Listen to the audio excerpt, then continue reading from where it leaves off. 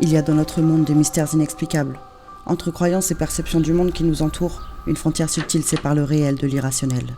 Certains d'entre nous ont vécu des expériences que même la science ne peut expliquer. Apparitions fantomatiques, lieux dits hantés ou encore objets possédés, les récits que je vais vous raconter ont bouleversé ceux qui les ont vécus et dépassent notre réalité. Entrons dans cette ambiance aussi intrigante que passionnante et effrayante, où l'angoisse se mêle à l'obscurité. Bienvenue dans le monde du paranormal. Bonsoir et bienvenue sur la chaîne de Mawit Stories. J'espère que vous allez bien.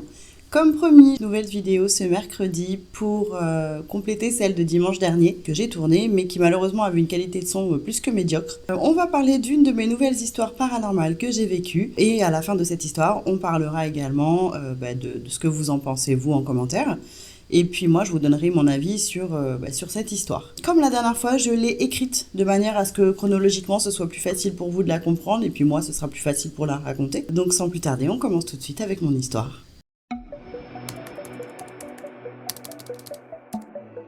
Cette histoire s'est passée en 2010. À cette époque, je vivais en colocation avec mon amie Tatiana, celle dont j'avais parlé lors de mon histoire à Fougeray. Je vivais dans une petite maison de ville qui était très ancienne, perchée en hauteur dans une ancienne cité médiévale. Au rez-de-chaussée, il y avait une cuisine et un salon, et à l'étage, une chambre et une salle de bain. Quand on entrait par la porte d'entrée, on devait se baisser. La porte était ancienne et petite, et donnait un visuel directement sur le salon, et au fond en face, on voyait l'escalier qui distribuait l'étage. Dans cette maison, il se passait régulièrement des choses étranges. Les lumières s'allumaient seules, ainsi que les robinets qui s'activaient sans raison. Cela faisait plusieurs fois qu'avec mon ami, on était témoin de ces choses étranges, et on n'était jamais très rassurés. Pour que vous compreniez l'état du logement, il faut savoir qu'en bas de l'escalier, il y avait un trou sur le mur d'en face, assez bas, comme si quelque chose avait dévalé l'escalier et s'était encastré dans le mur. J'avais un chien qui fixait régulièrement le placard sous l'escalier, en grognant ou parfois en aboyant, et c'était assez régulier. Un soir, parmi les autres, alors qu'on avait été de nouveaux témoins de phénomènes étranges, je m'étais couchée dans mon lit et je m'endormais. Mon amie, elle, avait beaucoup plus de mal à s'endormir. D'un coup, elle s'est mise à crier et m'a réveillée en sursaut. La lumière de la salle de bain venait encore de s'allumer sous ses yeux. En panique, on est resté dans le lit, scotché à regarder en direction de la salle de bain. C'est alors que le bruit de l'eau a retenti, comme si le robinet était clairement ouvert. On a pris notre courage à deux mains et on a été voir ce qu'il se passait. Mais une fois de plus, il n'y avait rien. Pas d'eau et rien qui était mouillé dans le lavabo. Plus les jours passaient et plus les phénomènes s'intensifiaient. Un jour, on fêtait mon anniversaire. On était plusieurs et on attendait encore des invités. Un ami devait arriver accompagné d'une personne que l'on ne connaissait pas. Au seuil de la porte, je salue mon ami, que je connais, et son accompagnateur. Quand tout à coup, celui-ci reste figé à l'entrée et fixe l'escalier. Il était formel.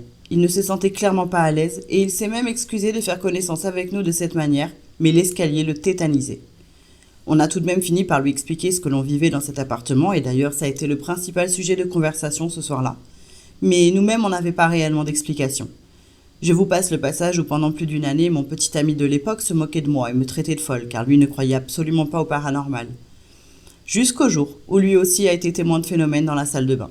Tout ce temps à se moquer de moi devait finir par cesser, et il n'y avait qu'en vivant la chose que cela pouvait s'arrêter. Enfin bref, on passe notre soirée et finalement on décide de sortir, parce qu'on se sentait clairement oppressé, et ça devenait le sujet principal de la soirée, comme je vous ai dit. Ceci a duré plus d'une année. Un jour, on a appris deux choses, dont une qui nous a glacé le sang. Une femme qui vivait dans cette maison bien avant nous s'était suicidée, mais pas dans le logement, dans une forêt à côté de la ville. Son corps a d'ailleurs été découvert que 3 mois après son suicide. Mais le pire est venu quand mes voisines d'en face nous ont appris que le dernier locataire avant nous était un monsieur. Il était tombé dans l'escalier et s'était fracassé la tête dans le mur en bas de celui-ci, ce qui lui avait coûté la vie. Voilà pour mon histoire. Donc moi, ce que j'ai toujours tendance à faire quand je vis un phénomène paranormal, j'essaie de rationaliser, de savoir si je peux reproduire le phénomène de manière naturelle et si c'est pas le cas, d'émettre des hypothèses en sachant qu'on n'a jamais réellement les réponses qu'on veut. Donc moi, pour les lumières qui s'allument ou qui s'éteignent seules, pour moi, ça peut être explicable du fait que le logement était vieux et qu'il puisse y avoir un problème électrique. Cependant, quand ça arrive à des heures particulières ou en présence de personnes particulières ou encore à la demande quand on essaye de communiquer, là c'est plus compliqué de se dire que c'est un problème électrique. Par exemple, je vous cite un exemple, quand mon petit ami se moquait de moi, je lui disais tiens vas-y, là qu'il est là, vas-y montre-nous, allume la lumière. Et c'est quelques fois après ça qu'il a eu les phénomènes effectivement qui se sont produits. Est-ce que c'est le fait que j'avais demandé? Je ne sais pas. Mais en tout cas, c'est le fait certainement que ça m'agace qu'on se moque de moi et que je demande à ce qu'il se passe quelque chose pour prouver que j'étais pas folle, qui a peut-être fait que il s'est passé ces choses-là en sa présence. Pour l'eau qui coule, c'est pareil. Le bruit de l'eau et du robinet ouvert, pour moi, ça peut être explicable par des soucis de canalisation. Encore une fois, le logement était assez ancien et pas du tout rénové. Après, ça peut aussi être, comment dirais-je, un bruit en fait des maisons. En fait, les maisons étaient toutes collées les unes aux autres. Donc pourquoi pas un bruit des maisons aux alentours. Par contre, je me dis que les robinets que j'avais, c'était des robinets d'époque avec, vous savez, les deux côtés, les deux pas de vis à tourner, eau chaude, eau froide. Ce qui fait que pour vraiment entendre un bruit de robinet, il fallait vraiment allumer à fond un des robinets pour que l'eau coule vraiment fort. Et le son qu'on entendait nous, c'était clairement un robinet allumé très très fort. Voilà pour ce qui est des phénomènes eau et lumière. Pour ce qui est de mon chien, il est dit effectivement que les animaux en général ont un sixième sens et qui ont la capacité d'entendre, de voir ou de ressentir le paranormal en général ou les entités. Après, ce que je me dis, c'est qu'il est aussi possible que le chien, au moment où il se passe quelque chose, après, pour ce qui est du chien, comme je l'expliquais, est-ce que c'est pas aussi l'animal qui détecte un peu notre énergie au moment où il se passe quelque chose?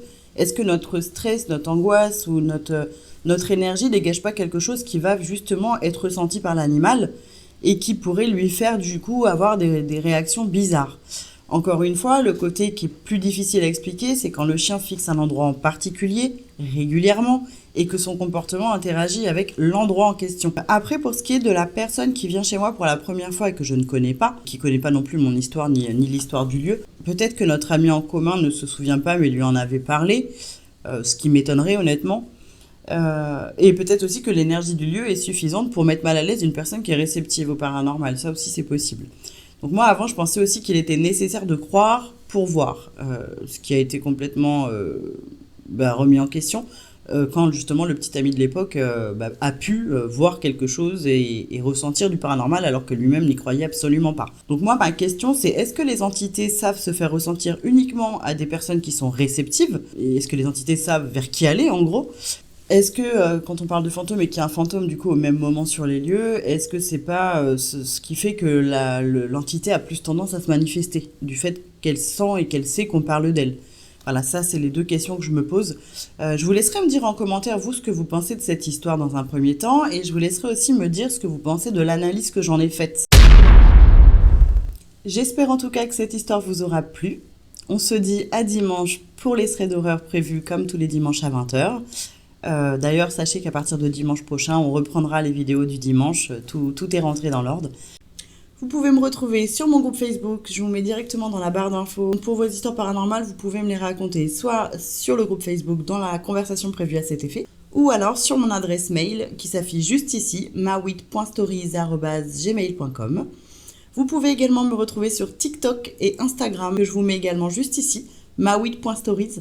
Sachez que j'aimerais qu'on atteigne 1000 abonnés au moins sur TikTok, tout simplement parce que j'ai un projet de faire des lives et de faire remonter une personne qui pourrait nous raconter en live son histoire paranormale, de manière à ce qu'on en parle ensemble directement en live. Je suis en train de voir pour avoir la présence d'une thérapeute et également peut-être d'une médium pour pouvoir avoir les deux avis. L'avis très rationnel de la personne qui ne croit pas au paranormal et qui explique tout par la science, et également de la personne qui, elle, est profondément dans le paranormal. N'hésitez pas à me rejoindre sur tous mes réseaux. En attendant, je vous souhaite une bonne fin de semaine et je vous dis à dimanche à 20h. Ciao!